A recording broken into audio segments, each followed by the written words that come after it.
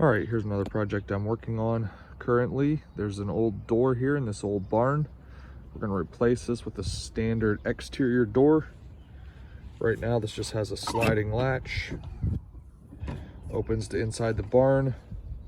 We're gonna take the sill out. It's a 6x6 sill. We're gonna take that out.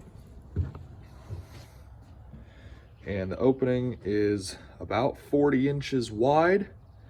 We're gonna put like a 36-inch door in there, which whatever inch door you choose to use, you're going to need about 2 inches wider than that when you frame your doorway. So we got 40 inches here across the doorway.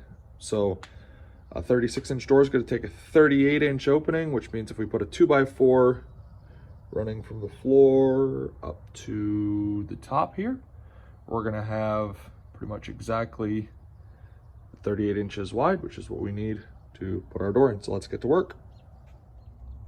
Okay, a little update on the project here. The landing was too high. We didn't have enough height. The door would have rubbed on the landing when it swings in. So we popped off the floorboards to the landing. They're 1.5 inches thick. We nailed on a 2x4 1.5 inches below the surface where the floor used to be nailed. I cut all the landing floorboards to the proper length. See, it's a decent fit. And we're just going to nail them back on so that the landing is now flush with where the bottom of the door sill is going to go. Right there. We'll clean that off in just a second. And then the door will be able to swing with plenty of room over the landing floor.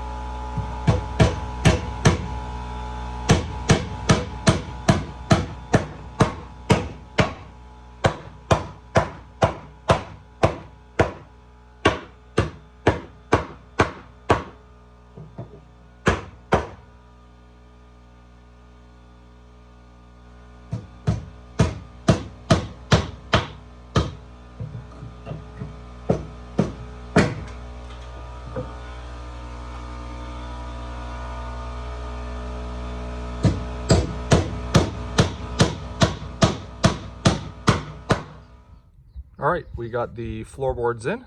Now we're ready to, this doorway here is only single framed on this side. You always double frame a doorway, so we'll throw an extra 2x4 in there. Like I said earlier in the video, we have an extra 2 inches of width in this doorway anyway. The 2x4 will take up an extra 1.5 inches of that. We also have to take out this beam here, and I did check, there's no load resting on this.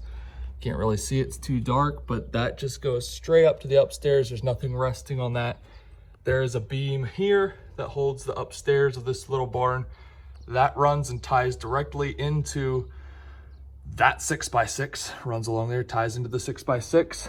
And from the other side, on this stairs, this stringer here, this floor joist for the upstairs, boom, connects somewhere in there. So by taking out this to get our required 82 inches for our standard door, we can saw out that header with no consequences, and we're gonna have to move that wire as well. All right, it's a little while later now, and I got the door in. As you can see, it's a little, the wall itself is not plumb. This is a very old barn. So we got about 1.5 inches gap down there and probably 1/2 inch up there. So I'm gonna have to cut all sorts of pieces to fill that in there. And then I'm gonna spray foam the gap at the top, and there's a little bit of a gap there yet that's gonna get spray foamed all the way down to the bottom. The door, if you're wondering, I just put on a doorknob here.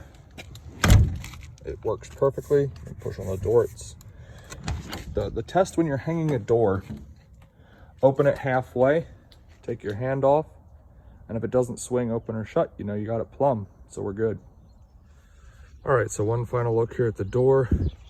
The wall, as you can see, is so out of plumb that I had to put a board in here. It's 3/4 of an inch thick up there.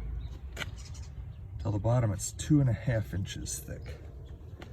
Then I put on this white vinyl trim that's stamped to look like wood. This whole barn is going to get pressure washed and painted, so all of that should be fairly hidden until the job is done. So there we go. That's the new job here. Barely enough room to open, but we got it.